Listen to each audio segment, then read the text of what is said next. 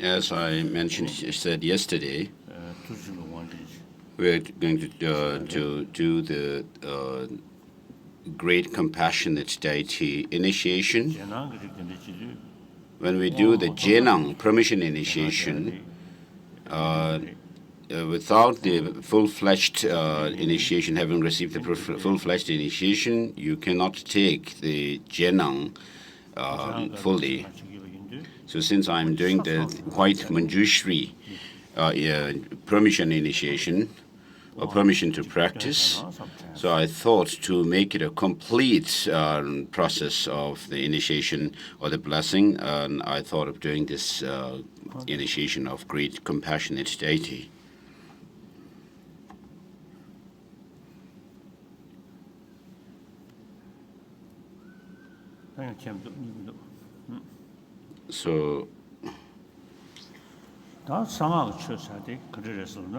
So with regard to the practice of Tantra, the mantra, secret mantrayana, Master Nagarjuna,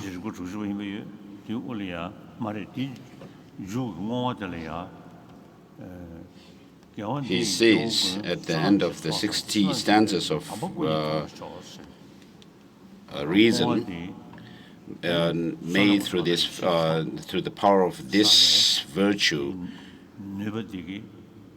may all sentient beings be able to complete the accumulation of merit and wisdom, and through which they could attain the noble form body and the dharmakaya. And so he had made such a dedication, and Master Chandrakirti also at the end of his at the end of the 6th chapter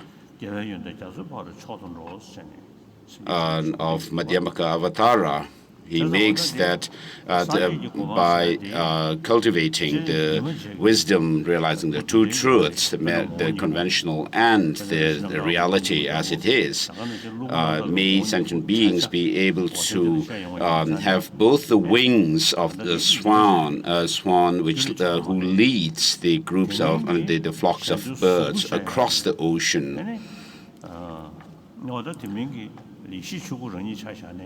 And so without the form body, the Buddhas are not able to perform enlightened deeds for other sentient beings as such. And with regard to the Dharmakaya as the Jnanakaya, or wisdom truth body, and the form bodies, which are those of the Rupakaya or the Nirmanakaya and Sambhogakaya, they are compounded phenomena, and therefore they arise from the conducive, compatible causes and conditions.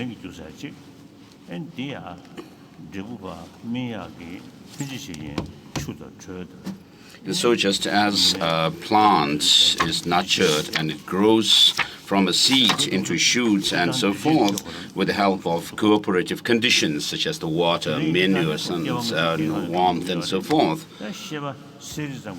Likewise, because we have this basic nature of clear-light mind, so which is the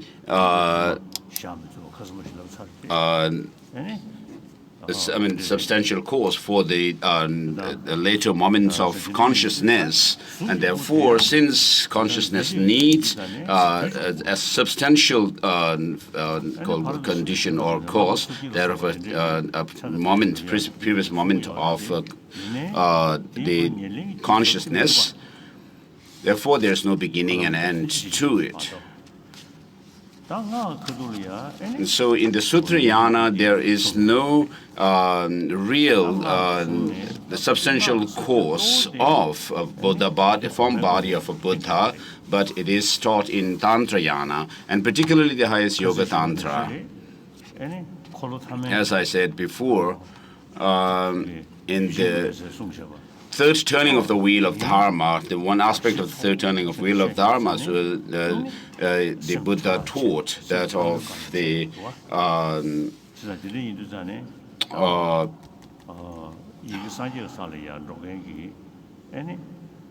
the Buddha nature, the clear-light nature of the mind.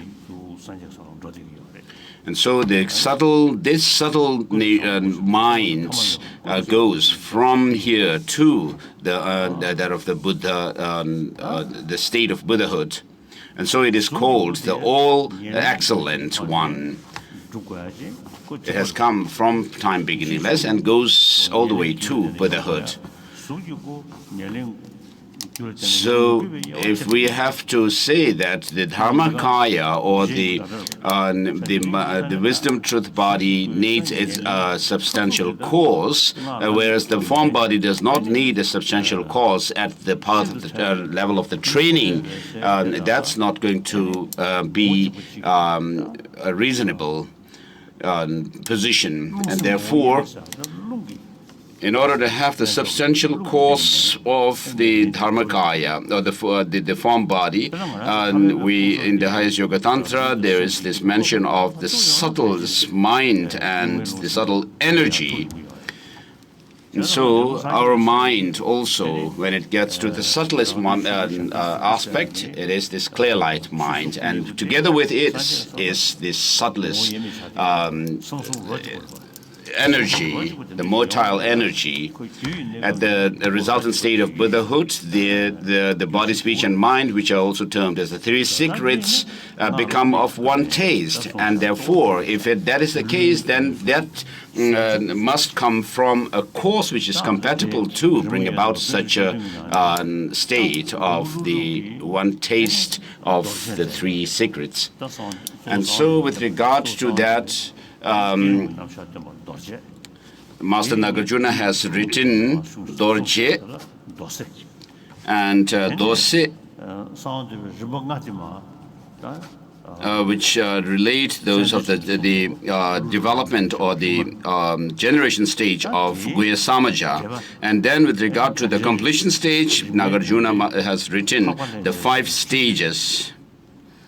And for that, there is also like a commentary by Master Aryadeva, which is called Judu, the Compendium of Practices. And then Master Chandrakirti also wrote the Bright Lamp, which is a very detailed explanation of the Guhya Samaja Tantra.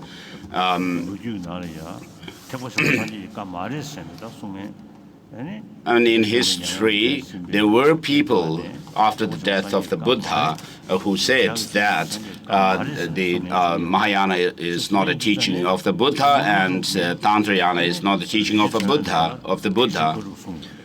And therefore, Master Nagarjuna, in his Ratnavali, Precious Garland, actually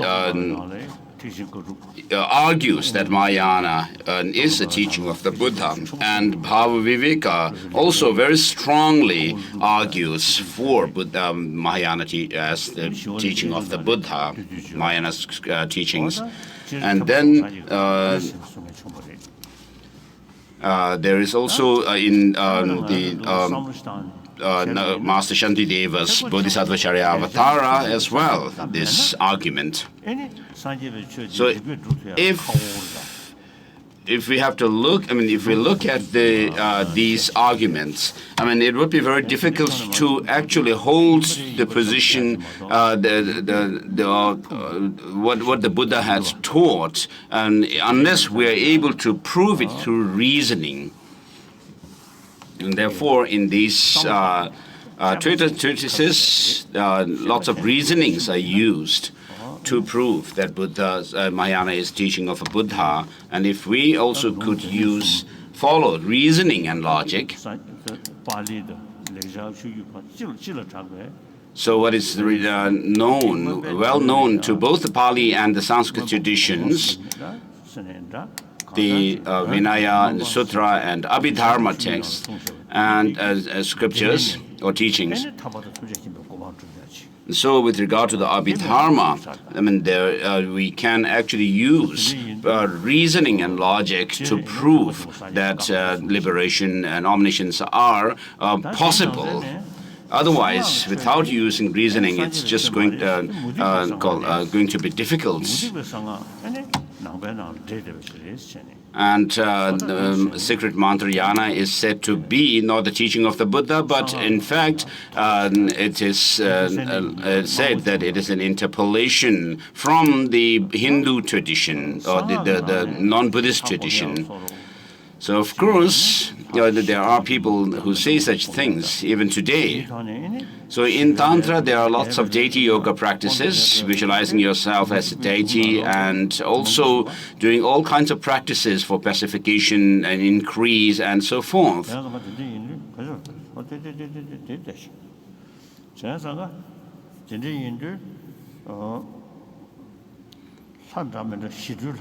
So there are peaceful and wrathful deities in the tantric practices, which are also there in the non-Buddhist traditions. Many of them, and also there is a practice based on, practice whereby the practitioner can use those of the chakras, the wind energies, and the vital drops, and also tumo, the inner heat, and also the practitioners even today amongst the non-Buddhist practitioners, there are those who can actually bring and activate those of the vital drops and bring them down from the crown and down and to the lower part of the channels and upwards. So what makes a difference between the non-Buddhist Tantra and the Buddhist Tantra is Buddhist Tantra, whether a certain Tantra is a Buddhist teaching or Buddhist Tantra or not, although in Buddhism we do practice deity yoga, we do visualize ourselves as deities and so forth, but that is done from within meditation on emptiness. And so, although there are many who do meditative recitations of deities and so forth, but without really, and many of you do practice without really having any insight or understanding of emptiness. So if without that, it's really going to be difficult to do deity yoga practice. You cannot, if you actually think that this very body made up of flesh, bones, and blood is itself the body of a deity, if you think like that, that is wrong. So we have to be able to gain or attain the resultant state by cultivating the path which is unmistaken. And therefore, when you do the visualization of yourself as a deity, in any kind of tantric practice that we do, there is this meditation on emptiness, which is showed by this mantra Om Swabhava Shuddha Sarvadharma Swabhava Shuddha Hang, or in Tibetan,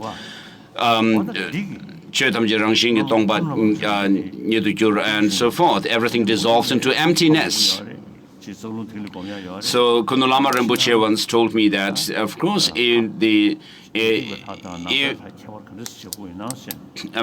asked him, how do we differentiate between the non-Buddhist and Buddhist tantras? Because both do have the practice of using vital energies and drops and channels, chakras, and so forth. And so he differentiated it by saying that when you have this practice of emptiness, the selflessness, and which is very important in all three vehicles, and especially and particularly in Tantra, without this wisdom of emptiness, you cannot do tantric practice properly. And so the Tibetan masters of the past have said that the visualization or the meditation on emptiness, the insight into emptiness, is like one side of the luggage which you put on a beast of burden, and so the other side of the load is that of Bodhichitta. And so the practice of using the vital drops, channels, and the wind energies and so forth are there in the non-Buddhist traditions as well. And so it is within this body that we are doing, on the basis of which we are doing this meditation. But when we do it within the context of Buddhist practice, we do so by first meditating on emptiness and dissolving everything into emptiness, and then from there transforming yourself into the deities. And therefore, in the Nyingma tradition, there is mention of the 9 yanas. And so the 9 yanas are those of the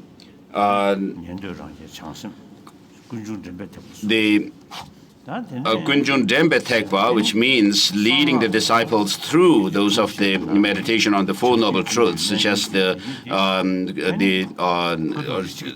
origin of suffering and so forth.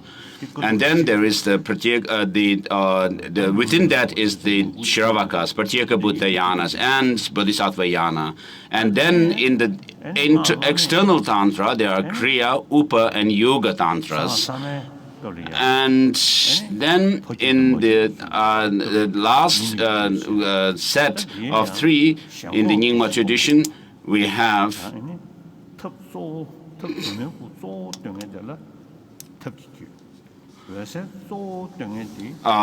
those of the, in the Sarma tradition, there are this of the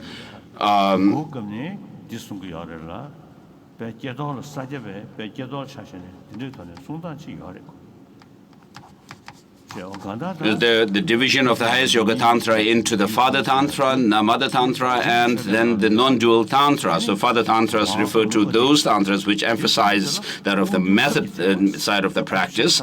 And then the Mother Tantras are those which emphasize the wisdom side. And then when you have both called equally emphasized, that is non-dual Tantra. And so these are mentioned also in the Haihe Vajra Tantra as well. And in Nyingma tradition, there is this mention of Wangyur Tapki Tekpa, which means a vehicle of the mastering the means or the method. So this has its own significance. So in the when you do meditation,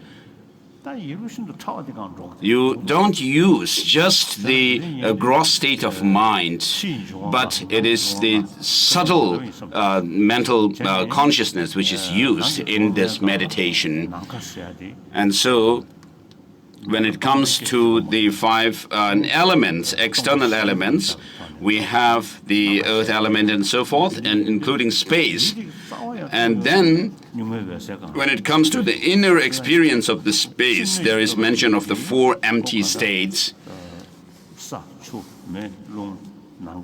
So just as in the external world, everything arises from the space particle and then dissolves. And from space arises that of the energy, and then the fire, waters, and then the earth elements, and then it all, from starting with the earth element, it all dissolves back into space. And similarly, it is the case in the internal world, that everything arises from this space of the consciousness and the subtle mind, clear light mind, and then the rest of the elements arise, and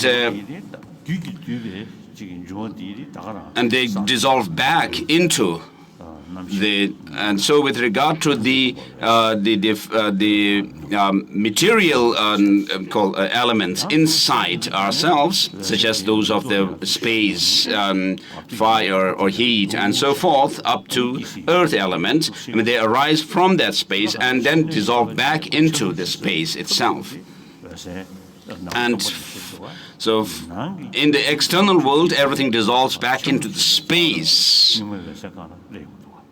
And in the internal experience of we say that everything dissolves and arises from this clear light nature of the mind, and it all dissolves back into it. And so this very clear, innate clear light mind is the source from which everything, all these gross states of mind and wind energies also arise. So in this way, using this kind of understanding and gaining mastery and control over these elements and so forth, you have this the mastery of the method.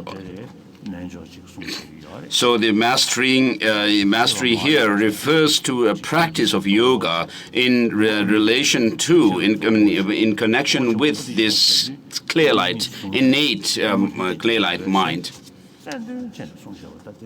So in Dzogpa Chenpo Adi Yoga, this is emphasized in its practice.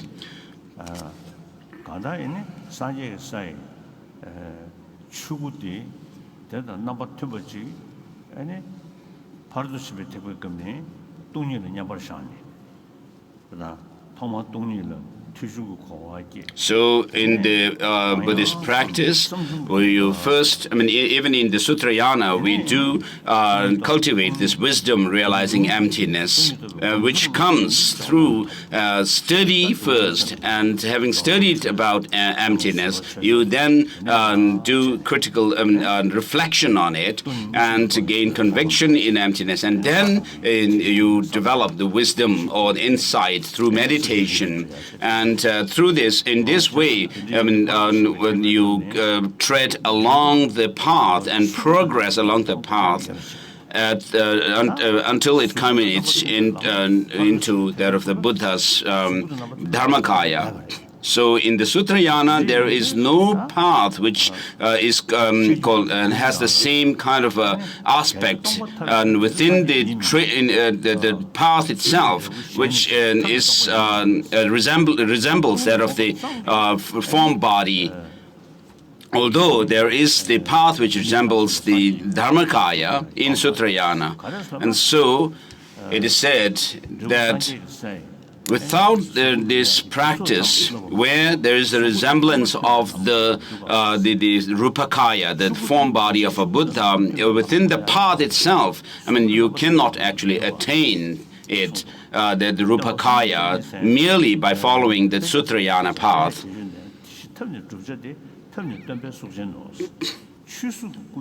So there are these twofold body of Buddha, the Dharmakaya and Rupakaya, which are our objective or aim.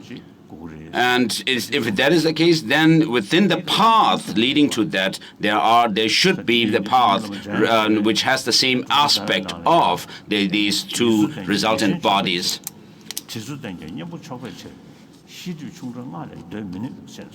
So Kunkien Lama Jamyang Sherpa says that the subtlest obscuration of knowledge can only be overcome through the tantric practice, not through the sutric path.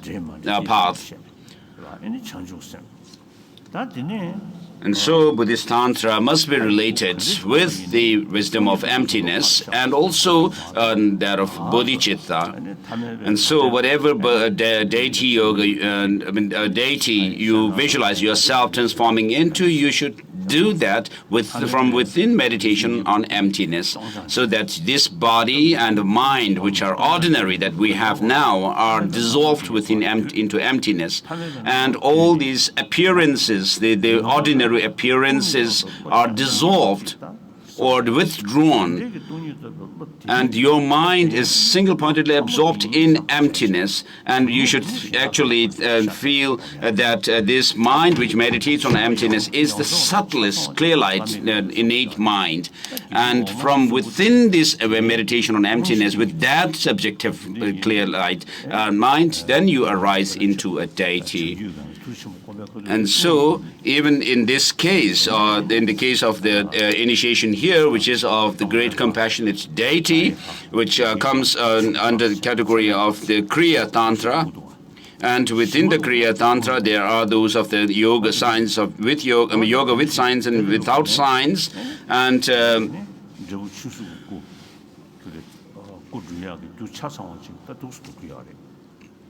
so we create the courses the complete courses for the attainment of the two Buddha bodies. So, as Master Nagarjuna has mentioned, that may the sentient beings attain through the accumulation of merit and wisdom thereof the two holy or noble bodies, of which are Rupakaya and the Dharmakaya.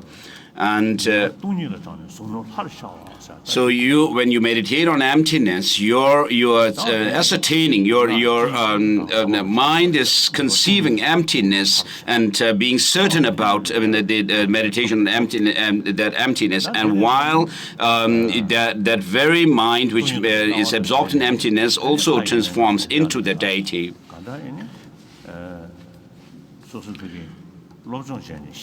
The apprehended object, as it is said, transforms into that of the deity. And so, within the teaching of the Buddha, as I have said before, there is the general structure of the Buddha's teaching, and then specified teaching, or specifically tailored teachings. And so, the general structure actually gives us this broad base for the entire teaching of the Buddha. And whereas these specifically tailored teachings cannot be generalized. So, with regard to these tailored or specified teachings, the Buddha gave the tantric teachings sometimes in the form of a bhikshu himself, appearing as a bhikshu.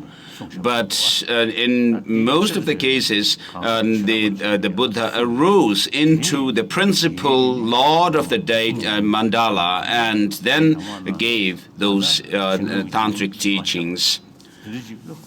And therefore, we have to receive a blessing which has come through unbroken lineage. And so these tantric teachings, in order to authorize the disciples to listen to reflect, and to meditate on, you receive the initiations. It's called empowerment in that sense. So we are doing the great compassionate deity initiation here. As we all know, Avalokiteshvara is known as the embodiment of the compassion of all the Buddhas. We, the Tibetans, say that we are the especially cared for by Avalokiteshvara, and it is true. Even in our childhood, we are used to avoiding killing even insects and reciting the Mani Mantra, and then we have those of the Tibetan emperors like Songtsen Gampo and so forth, who were manifestations of the Avalokiteshvara, and then we had the line of Dalai Lamas. And including myself, of course, I do not have any called high realizations as such, but if I have something, I have some experience of the Bodhichitta and the wisdom realizing emptiness. I have no vision of deities, my own meditation deities and so forth, but I have come to occupy this seat of the Dalai Lamas through the past Dalai Lama's prayers, aspirational prayers, and so forth. And so it is quite clear that we Tibetans, I have the special connection with Avalokiteshvara. And from dreams, of course, dreams cannot be reliable as such. Sometimes I have quite special dreams. Just before the Cultural Revolution in China proper and Tibet, I saw myself going to the Jokang temple, and I was actually in front of the temple where Avalokiteshvara, known as the Rangjung Adin, the And so when I saw the Avalokiteshvara statue, it actually was beckoning me to come in with his eyes blinking. And then I went there and I actually embraced him. And then Avalokiteshvara recited this verse with the strength of joyous effort, enthusiasm. You should not lose your heart. And with your great effort, you should perfect the practice of effort or the enthusiasm. And so, right after that, I heard, the Cultural Revolution happened, and then this statue was destroyed. So I usually tell people, I usually also think that Avalokiteshvara is my boss. We don't see Avalokiteshvara, do we? But I relate to people in this body, I who was born as an Amdo boy. So we have a very special connection with Avalokiteshvara, the people of the land of snows.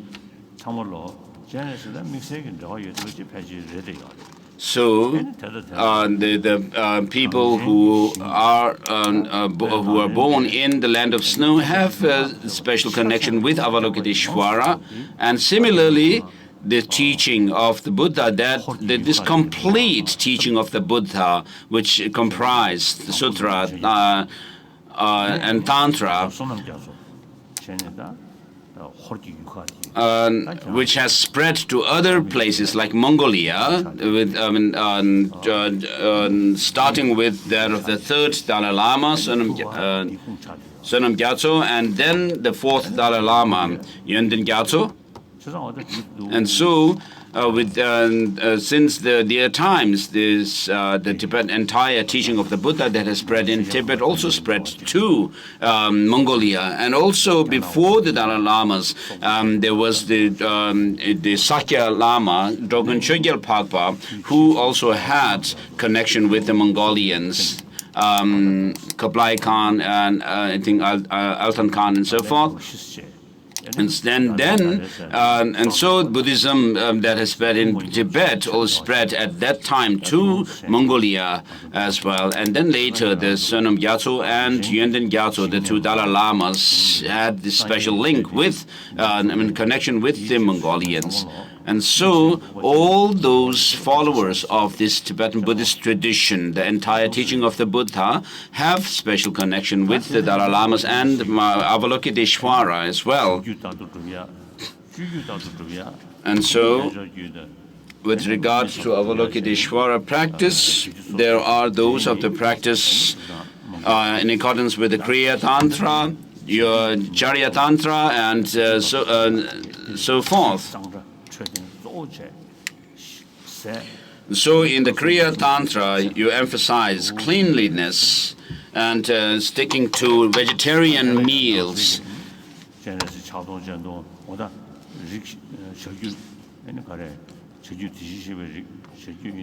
So there is the Tathagata lineage of Lotus and Vajra lineage of the Kriya Tantra.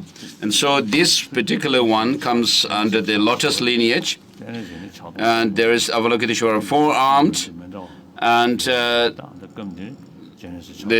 the thousand-armed, thousand-eyed Avalokiteshvara, and so forth, many different aspects of Avalokiteshvara. And this particular initiation is the initiation of 1,000-armed, 1,000-eyed Avalokiteshvara, which I have received from Dr. Rinpoche in my childhood. And then when I was in Tromo, I received this initiation from my senior tutor, the late senior tutor, Jabjaling Rinpoche. And I did the necessary approximation retreat as well. So since I received these initiations, I must have recited a few million times this six-syllable mantra of Avalokiteshvara, when I was doing this avalokiteshvara in retreat, I saw myself in Beijing, and in the walls of there in Beijing. I mean, everything that I saw was the image of Avalokiteshvara, filled with Avalokiteshvara. And recently also I saw that in my dream that everywhere I looked in the room there was Avalokiteshvara. And so it shows that it's quite clear that I have some connection with Avalokiteshvara.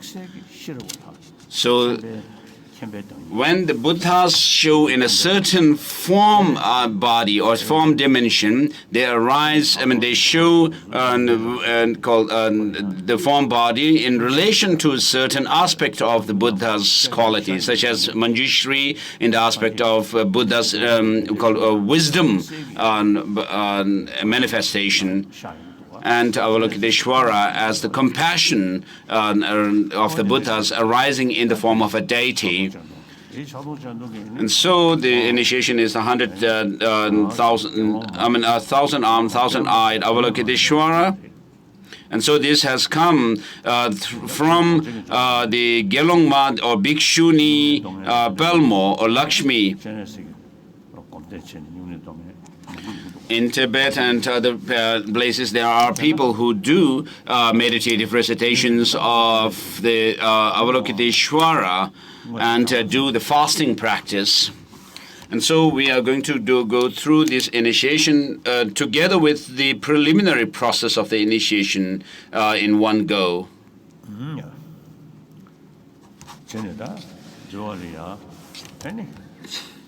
So in order to give this initiation of Avalokiteshvara, usually we have the practice of offering the Gektor, which is the Torma, to drive away any evil beings who might otherwise said to be hinder the practice.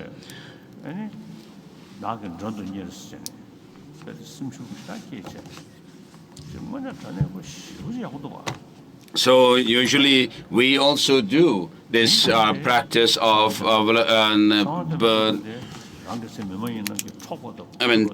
we do some ceremony of Bodhichitta when we do initiations and long life initiations and so forth. In Ladakh, when I was doing 1 year the long life initiation, and before doing that the blessing, I gave Bodhisattva vows. And having given that Bodhisattva vow, wherein we follow these lines where we say, may I having generated this supreme mind of enlightenment, may I call on all sentient beings as my guests.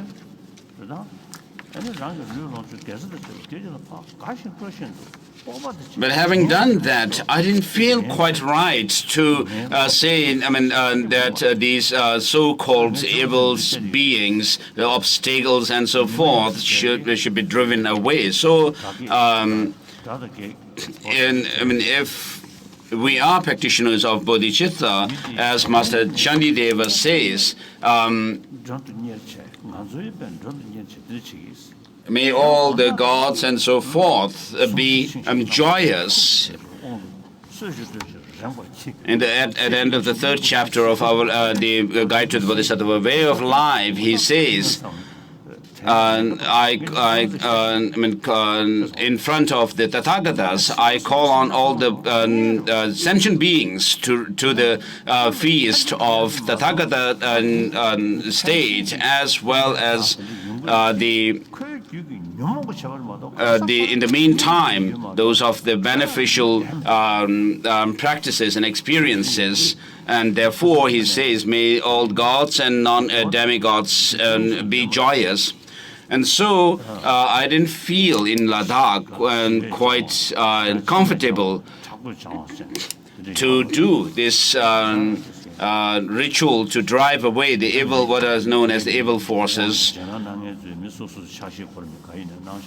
which are, in which we do say that these spirits and so forth, so-called spirits and so forth, should be driven away through peaceful and more subjugation, subjugating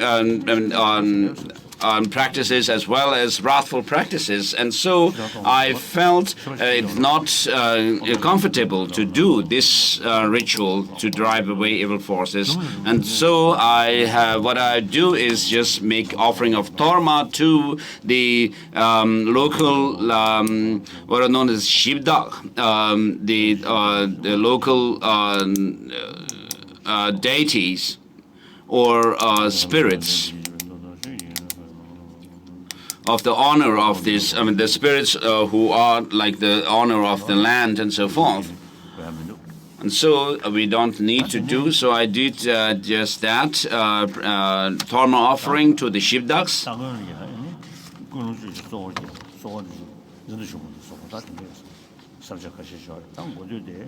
So with regards to this initiation, there is first the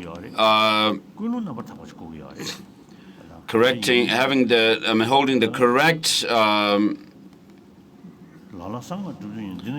motivation. So you should have the correct motivation to receive this initiation. So those of you who wish to receive initiations, some of you may think that you are receiving this in order that you may not have no sickness, to have great power and to have wealth and so forth. And when within the power you want to subjugate others or to completely defeat those who are opposed to you. So these are wrong motivations to receive the initiation.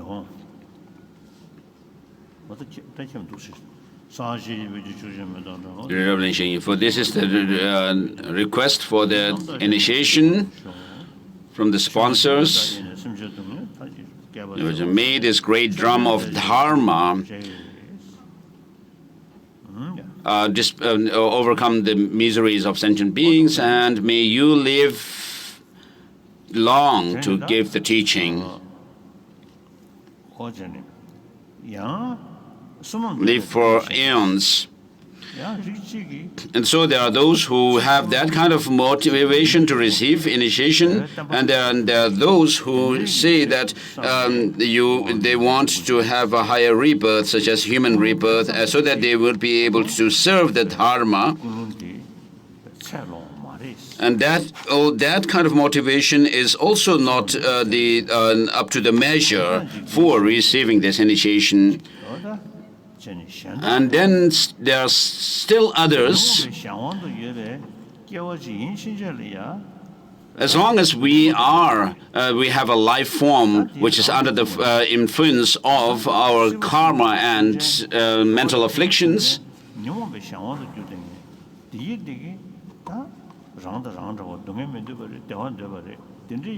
so all sentient beings, including yourself, want happiness and do not want suffering, but want happiness. As I said the day before yesterday, though they wish to have happiness, they run after suffering. Though they wish to have happiness, though they wish to overcome suffering, they run after suffering. And though they wish to have happiness, they destroy it as if destroying their own enemies out of ignorance. And so, this root of suffering is the three poisons, and those of called attachment and anger or hatred, which are in turn rooted in the fundamental misconception of reality. And so we have so far remained like a servant to, slave of our negative these mental afflictions. Although we are a single person, each of us, we should think that we will do whatever it is possible, in whatever possible ways, to serve other sentient beings. So the text says, some seeking to practice sacred mantra wish to enter the mandala here. Some others desire merit, and still others seek something other than that. So directly or indirectly, you should actually motivate yourself to serve and benefit other sentient beings. And there's still others seeking something other than that, and so you should have that kind of a correct motivation to benefit and sentient beings, and for that reason think of intent to receive this initiation. The intelligent ones who seek the future lives should faithfully strive for transcendence and enter the mandala, not desiring the result for this life. If one strives for this life alone, the purpose of future lives will not be fulfilled. Striving for the benefit of future lives will enhance the result in this one. And next is the generating yourself, the disciples, into the principle, the deity of the mandala, principal deity of the mandala. So as I explained earlier, here, whether you are Russians or, I mean, who is a Russian, where is a Russian or Kalmykian, you just reflect. So think to yourself. You have the sense of an I. You say, I am a Russian, or I am a Kalmykian, I am a Tibetan. Where is that Tibetanness or the Russianness and so forth? This body is not me, nor this mind am I. And then there is no self which is like ruling this body and the mind. So where is the I that you had this sense of? When you don't do any kind of this kind of analysis, you feel there is some solid I. So even regarding the Buddha himself, the Master Nagarjuna in the 22nd chapter of Mula Madhyamaka Karika says, not the aggregates, not separate from the aggregates, not in it, nor it is in it. The Tathagata is not the aggregates. And what else is a Tathagata?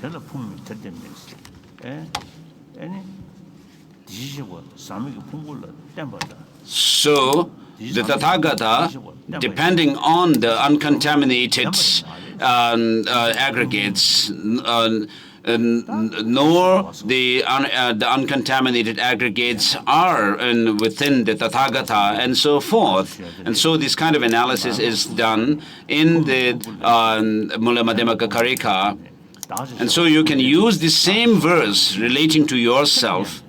You are not, I am not this aggregate, nor separate or different from it, and I am not within the aggregates, nor the aggregates are within me. Who am I other than this? And Ratnavali, the precious garland, says a person is neither the earth, nor water, fire, air, space, nor the consciousness. What else is a person if not all these? And so, on the basis of the physical, psychophysical aggregates, or the combination of body and mind of a human being, we say, I am a human being. And this body is made up of all the elements. And so, each of the elements in turn cannot be found when you search for them within each of them. And so, the person is neither the earth, nor the wind, nor fire, nor water, nor space, nor the consciousness. And so, what else is a person? Master Nagarjuna says, a person is designated on the basis of these psychophysical aggregates. And within the psychophysical aggregates, each of the the elements which are made up of different elements, each element cannot be found within themselves if you search for them. And therefore, the person is designated on the basis of these aggregates, these constituent factors. And each constituent factor in turn has no real or intrinsic existence because they are also made up of their own constituent factors. And then Master Nagarjuna also says that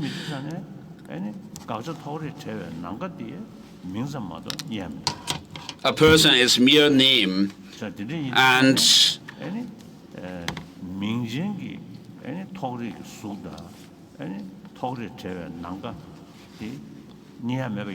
so just as the space cannot be found, which is merely labeled, but then when you actually search for that designated object called space, you cannot find it. So similarly, it is the case with the sentient beings, the elements and so forth. And although things do appear as if they have some kind of objective independent existence from their own side, and if that is the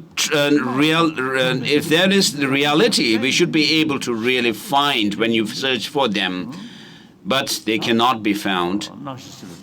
And therefore, everything that appears and that is possible cannot be found when we search for their identity, as quantum physics also says.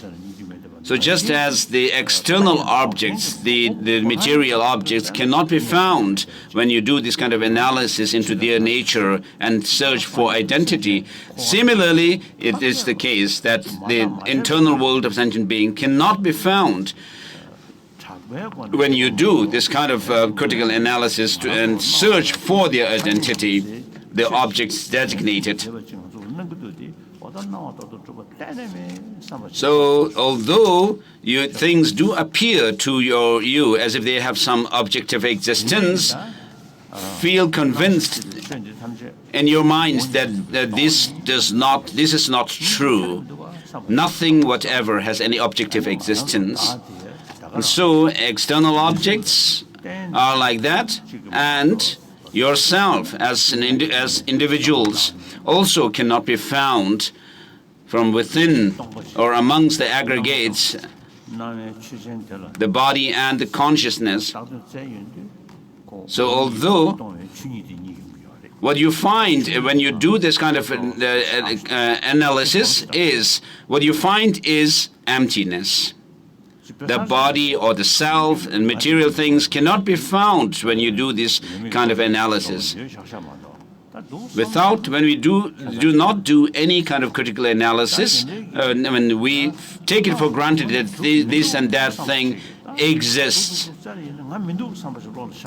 When you actually search for the I from within the body and the mind, what you come to is, I do not exist. And so that insight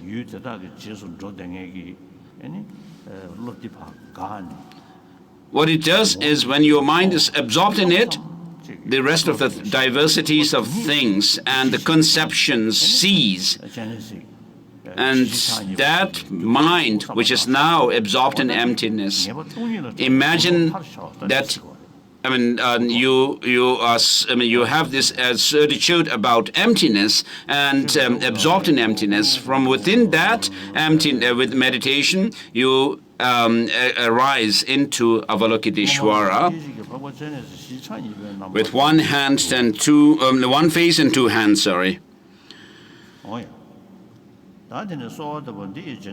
Please repeat this, O great blissful, you are my teacher. O Master, please pay attention to me, the firm way of great enlightenment. I beg you, O great protector, please grant me the pledges, the spirit of enlightenment, the Buddha, Dharma, and Sangha. O protector, please lead me to the supreme city of liberation. O protector, please lead me to the supreme city of liberation. O protector, please lead me to the supreme city of liberation. So next is So fostering firm conviction in Tantrayana.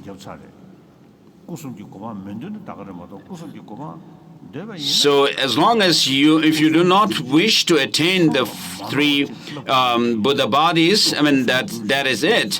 If you really wish to attain it, you need to engage in a practice which has the complete features or aspects of the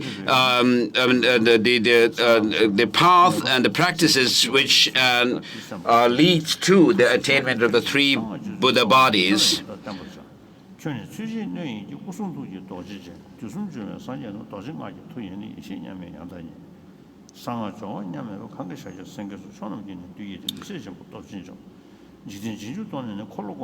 So the master says, "Come here, my child, I'll correctly teach you this ritual of conduct for the Mahayana secret mantra. You are agreed in a suitable vessel, possessing the Vajra body, speech, and mind. And all Buddhas of the three times found the perfect, unequaled, exalted wisdom through the power of Vajra mantra. The line of Shakyamuni and the other supreme ones used the unparalleled practice of secret mantra to destroy the hordes of incredible and powerful evils. After knowing the world would follow them, they turned the wheel of Dharma and passed into the state of beyond sorrow. So in order to attain omniscience, my child, exert your intelligence." And then, with regard to the taking the vows of Bodhisattvas, we'll do it during the actual initiation.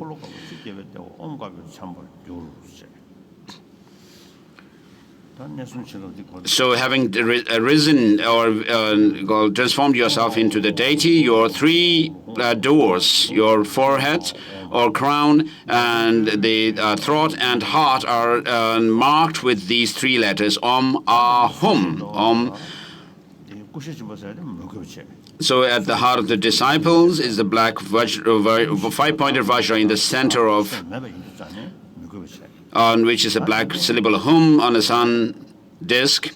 At your throat, red, the eight-petaled lotus, in the center of which is Ah, red in color, on the moon.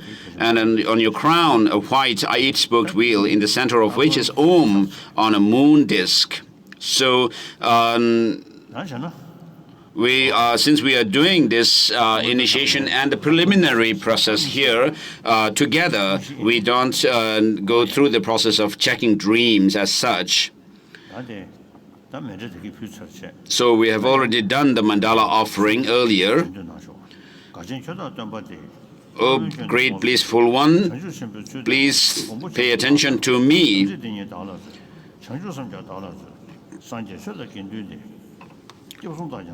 And you are also asking the master to grant you the pledges of samayas, the spirit of enlightenment, the Buddha, Dharma, and Sangha, the three refuges. O protector, please lead me to the supreme city of enlightenment. O protector, please lead me to the supreme city of enlightenment. O protector, please lead me to the supreme city of enlightenment.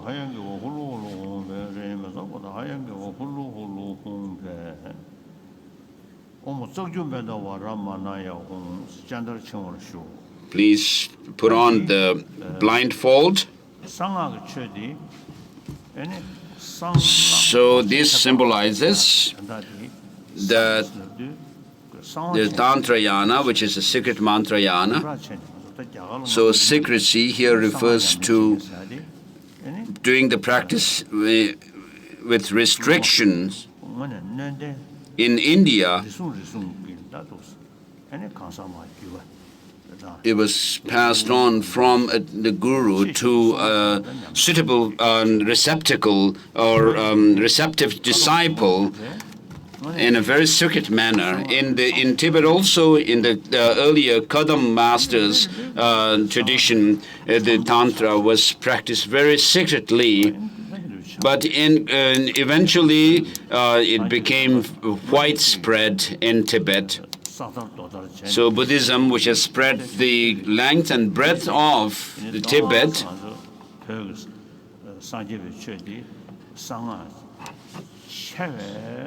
so I think that to a certain extent, the tantric practice has rather gone astray. People don't really emphasize the fundamental practice of bodhicitta and the wisdom of emptiness. but do rituals, making offerings of dharma and so forth, without anybody being there to explain about these practices of Tantra. And so, although Tantra has spread so widely in Tibet, our dharma, this religious tradition, has become like a practice of a blind faith. So this is what we have been done. And so Tantra, to symbolize the secrecy of the practice of Tantra, I've been doing it in secretly. You are given this blindfold and you put on this. And now hold your hand in this gesture and then open it up, all the fingers.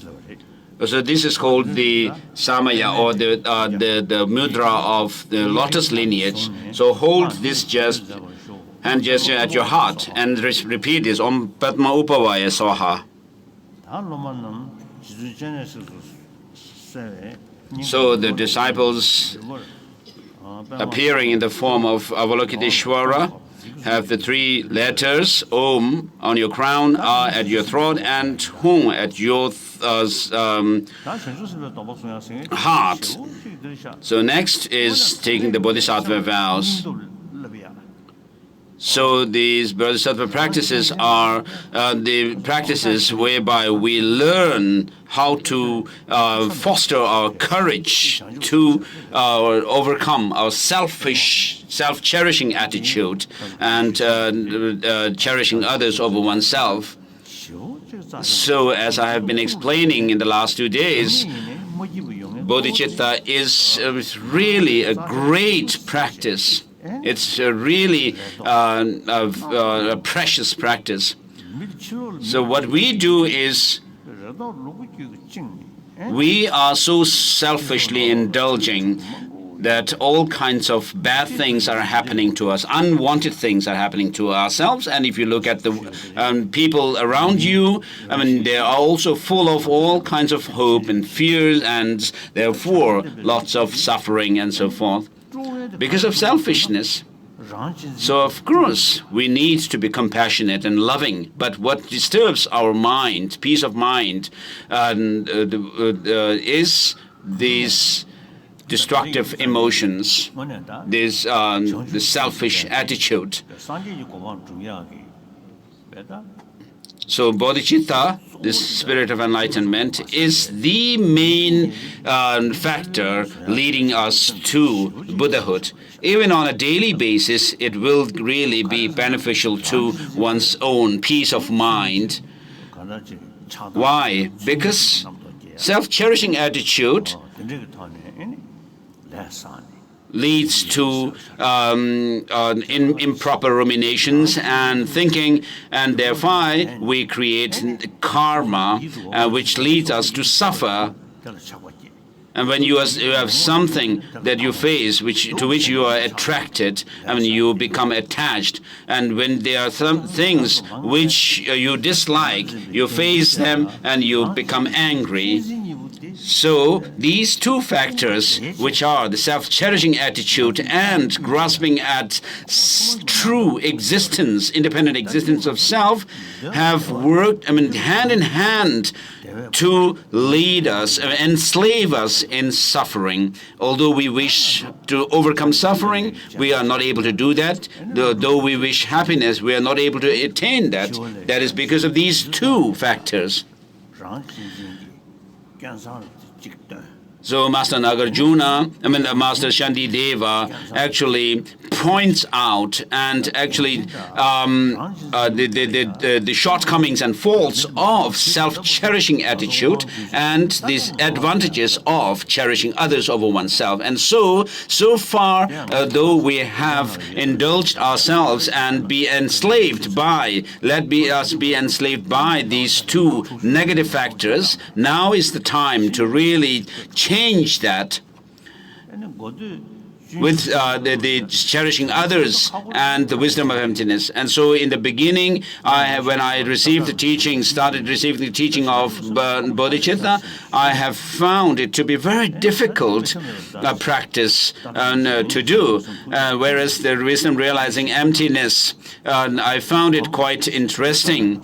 And I have told Tata Rinpoche, my guru, that that I find bodhicitta to be very difficult to cultivate. And Tata Rinpoche also said, yes, it is difficult, but if you really put effort, it can be generated and cultivated and developed within yourself. And Tata Rinpoche himself told me that he has the experience of genuine bodhicitta within himself.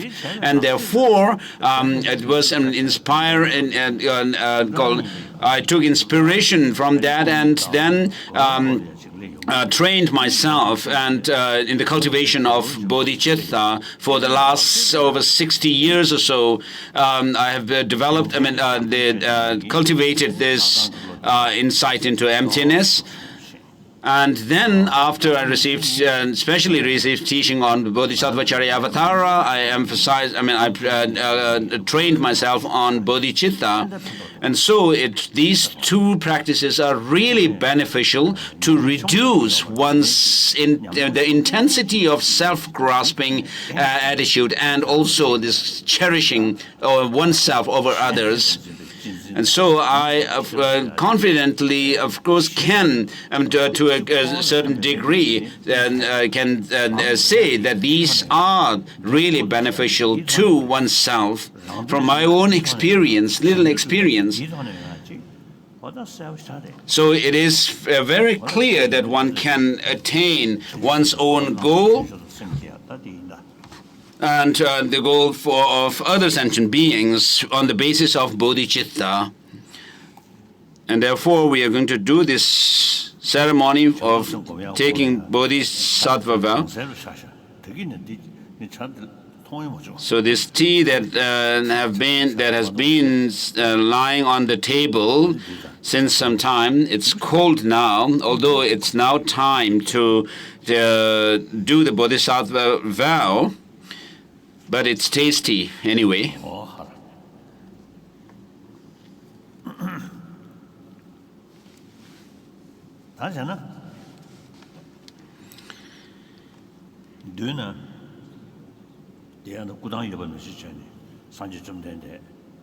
So as we have the image of the Buddha behind me, or the Thangka painting, the Buddha Shakyamuni appeared as a supreme Nirmanakaya manifestation or emanation form of Buddha, which ensues from Sambhogakaya, the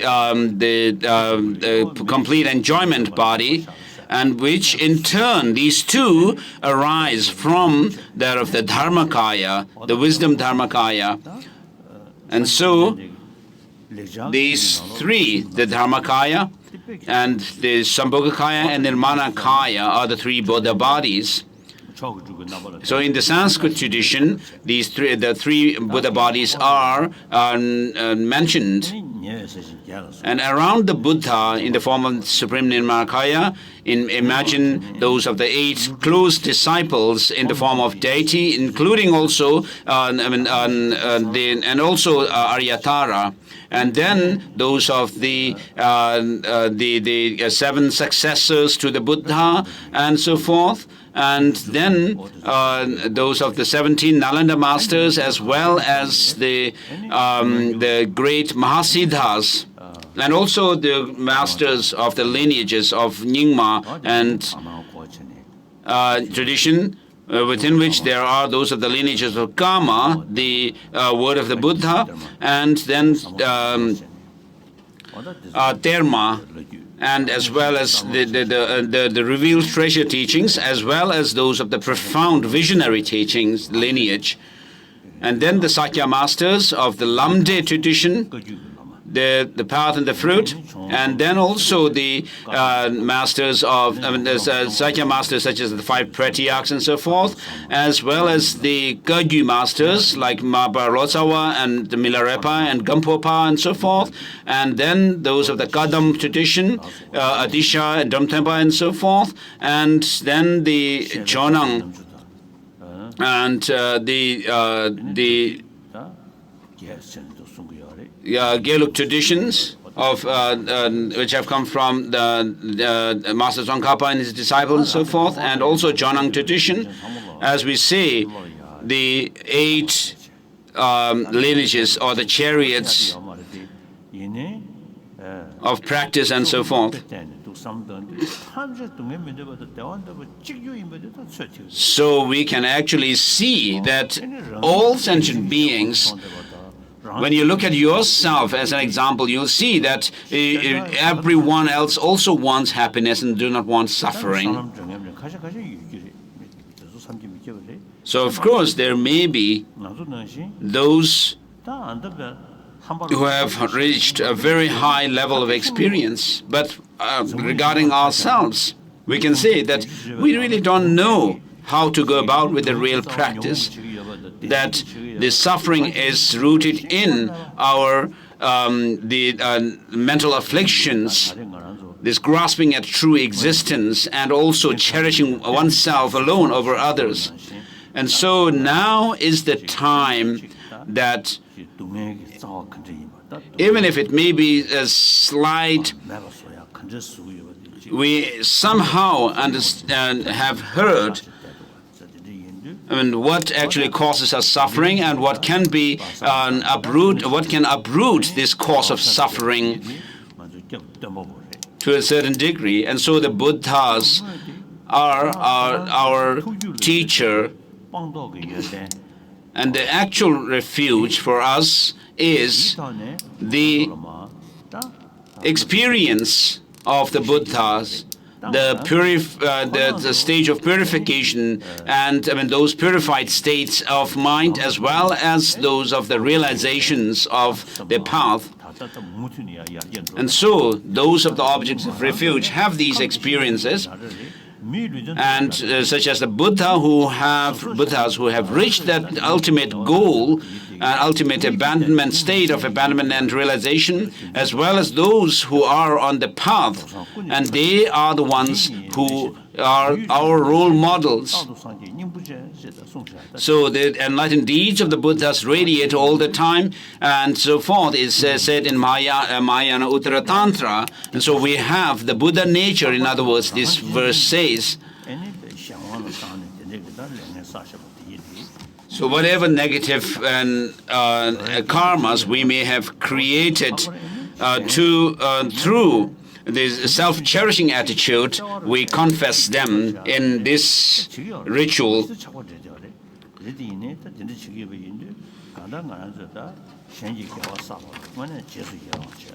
And then the text says, so you seek refuge in the 3 jewels, and then confess all your misdeeds individually, and I rejoice in the virtues of all beings. And then you say, I take to my heart Buddha's enlightenment, which means that you are aspiring to reach that goal of enlightenment. And then the text says, to the Buddha Dharma in the highest assembly, I seek refuge until I reach enlightenment. And so there's no greater cause than bodhicitta to achieve one's goal in this life, in future lives, as well as the Buddhahood. So to have a very relaxed and composed life, even in this lifetime, there's nothing greater than bodhicitta. You see yourself equal to others. I actually see everyone else as equal to me, and because of that, I feel rather, I have this sense of abandon and not feeling somebody special and have pride and so forth. If I think that I am avalokiteshvara and so forth, it's like I'm deceiving myself. So when you have that sense of humanness that we all share, I mean, you really feel happy. Whereas if you think yourself as somebody special, I mean, it is as an extra suffering, and it doesn't help in any way to me. So now, with bodhicitta, really, countering this, the self-cherishing attitude, you see others as your near and dear ones, friends. And so it makes a great difference when you have this attitude of bodhicitta. And so to the Buddha, Dharma, and highest assembly, I seek refuge until I am enlightenment. To fulfill the interests of oneself and others, I shall generate the mind for awakening. So to fulfill one's own goal as well as the interest of others, to accumulate merit and meritorious actions as well as purifying negativities, there's nothing greater than bodhicitta. And it is the great medicine to cure the disease of sentient beings. It is the sun that dispels the darkness of sentient beings' ignorance, and it is like the butter churned from the ocean of milk of dharma. And it's also this treasure which dispels the poverty of sentient beings, and it is like the tree which gives this cool shade to the wandering beings in the samsaric path. So there's nobody that you can actually see as your enemies or harmful spirits and enemies of the dharma and so forth. So, as I quoted earlier from Shantideva's Bodhisattva Charyavatara, where he says, today in front of the Tathagatas, I call on the sentient beings to the feast of this Tathagataship, and also that of the happiness and benefit in the meantime. So may humans and non-humans be joyous, and therefore, in order to fulfill the interests of myself and others, I generate the mind for enlightenment. And by generating this mind of supreme enlightenment, I shall invite all sentient beings as my guests. And so, from now on, you are saying that you will do everything that, those actions, engage in actions which only gives benefit to sentient beings. And I shall invite all sentient beings as my guests. I engage in the supreme appealing conduct of enlightenment for the benefit of beings. May I attain Buddhahood. And so, from the depths of your heart, feel joy to engage in the Bodhisattva practices, and kneel on your right knee if you can.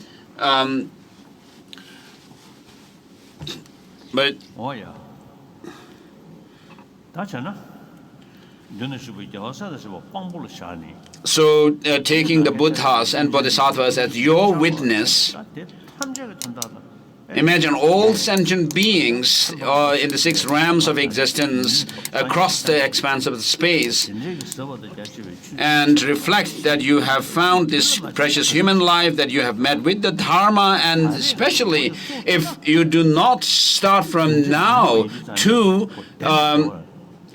generate bodhicitta.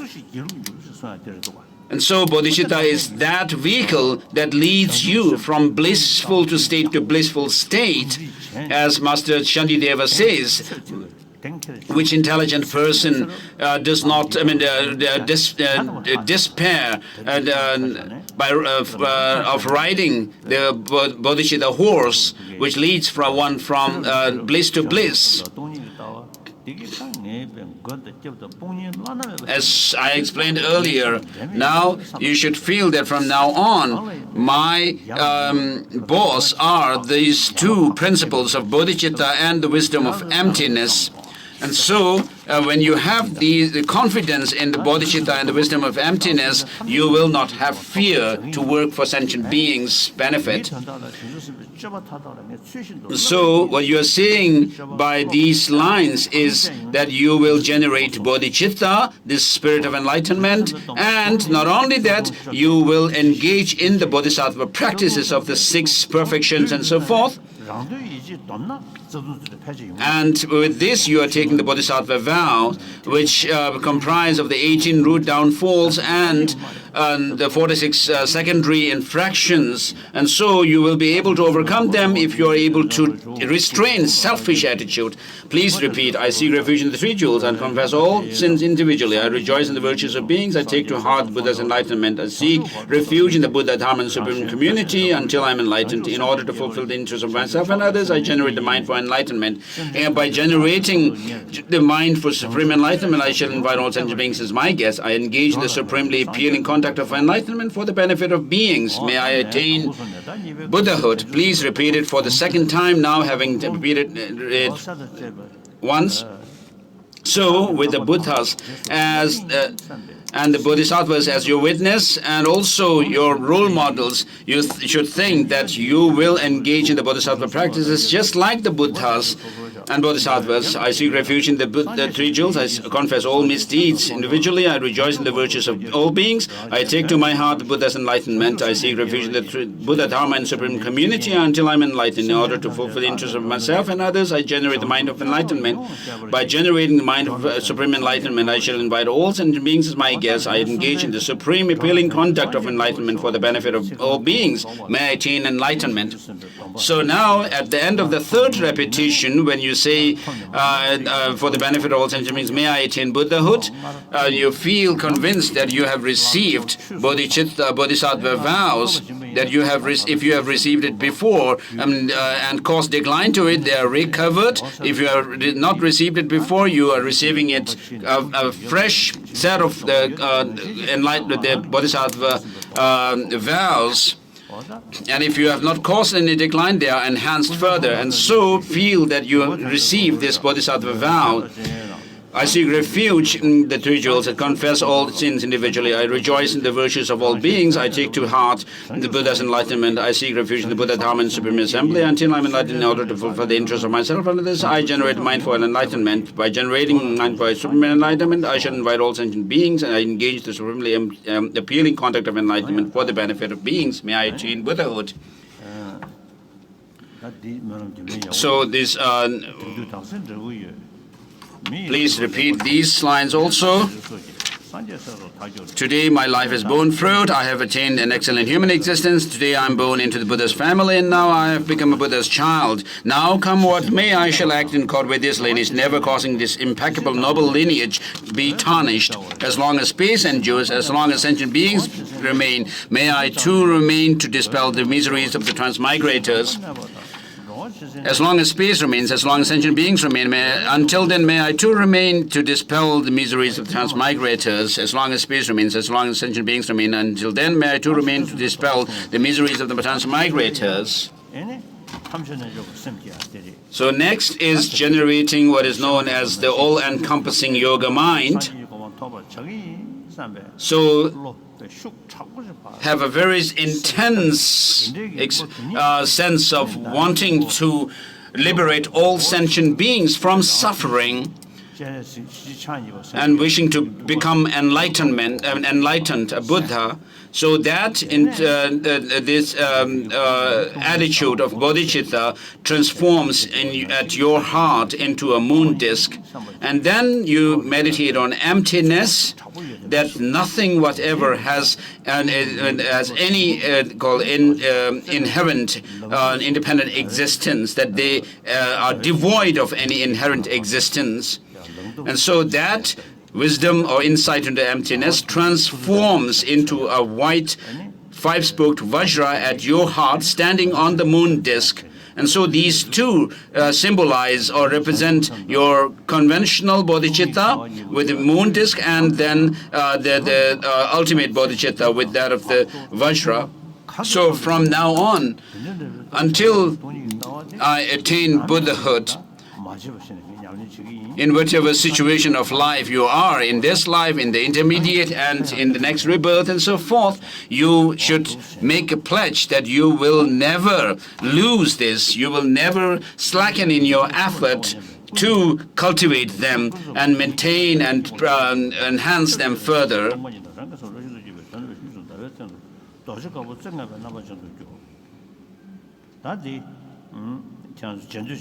So please repeat this. Om Sarva Yoga Chitta Upatayami. Om Sarva Yoga Chitta Upatayami. Om Sarva Yoga Chitta Upatayami.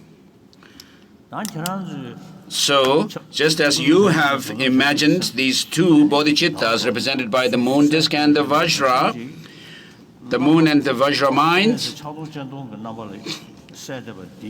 a similar moon and Vajra minds are also at the heart of the master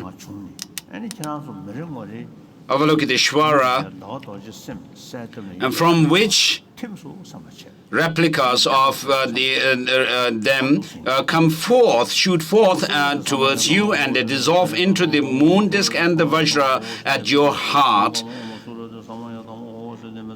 and thereby stabilize your bodhicitta.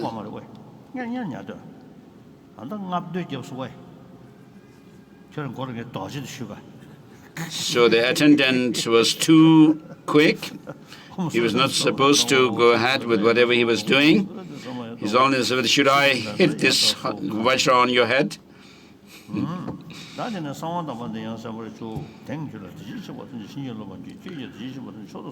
So I will attain Buddhahood for the benefit of all sentient beings. And you should not disclose this secrecy practice to others who have not entered the mandala or who have no faith in Tantra. So now the eastern door of the mandala is being opened, and imagine that you are now let inside the mandala, and then you make make three rounds. Please repeat: Maharata, Sundinda, Suduko, Susoko, Benzasato, Adisedema, Maharata, Sundinda, Suduko, Susoko, Benzasato, Adisedema, Maharata, Sundinda, Suduko, Susoko, Benzasato, Adisedemam.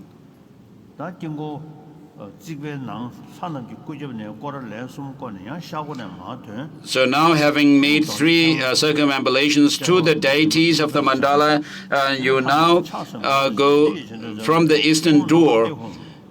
And from the eastern door, you make these prostrations: Om Nama Tehum, Om Nama Mehum, Om Nama Nama Namo Nama Hum.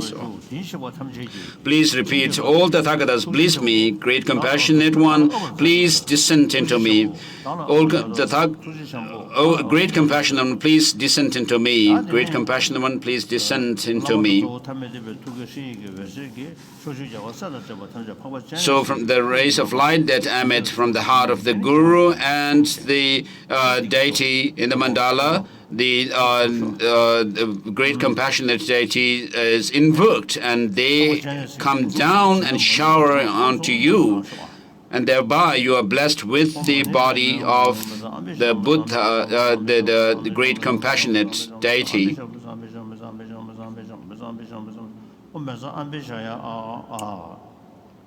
The Riga at the heart of the Lama, who is not distinct from the central deity, emits rays inviting non-dual primordial awareness of great compassion, and all Buddhas and Bodhisattvas of intent direction to descend into the aspect of the letter tree, and then it is dissolved into the disciple's body. Vajra, so forth. And now cover your eyes with the blindfold slightly, and then lift it up and look up in the space quickly.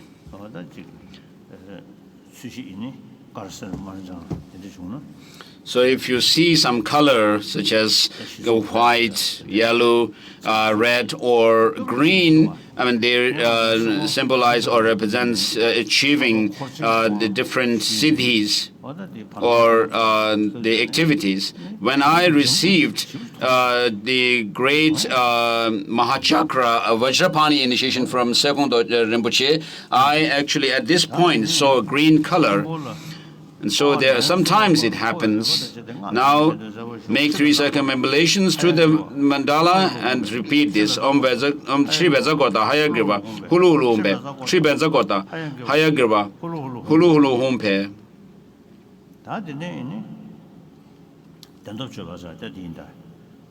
Next is uttering the power of truth. So since I have bad knees, I won't get down from this throne and then to have to go up, come up again. So Buddha Dojishang used to do this particular ritual while sitting on the throne. So I will follow that tradition.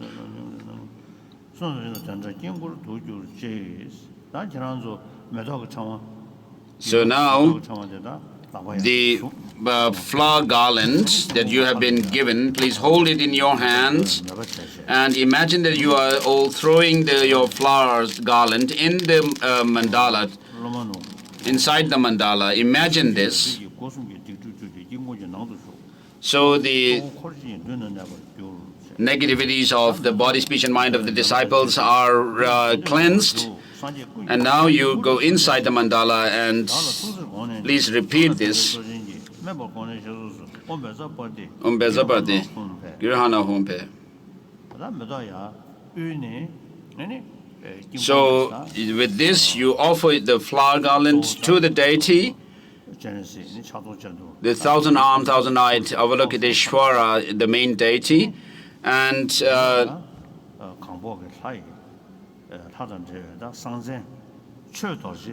to whichever deity this flower has fallen, you receive the secret name from in that. So the secret name would be Dharma Vajra.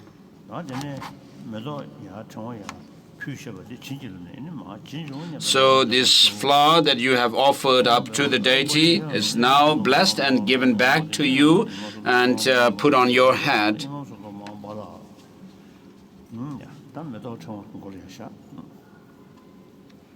So put the flower on your head or just stick it on your forehead. So at your heart is a home syllable on a moon disk, and Ram at your forehead, and Om in the 2 eyes. And now remove the blindfold. Om. Now this is the moment of introducing the deities of the mandala.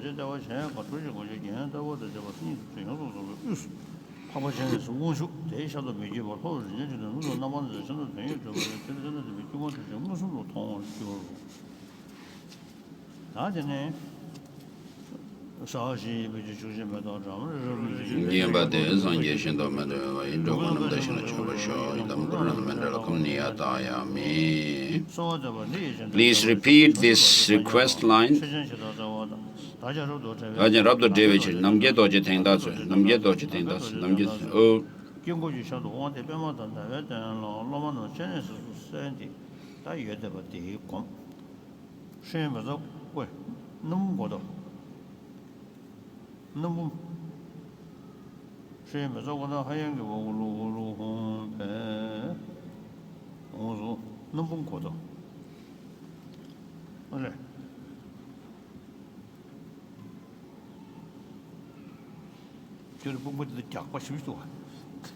So this vase that the monk is carrying, it's called Nambum.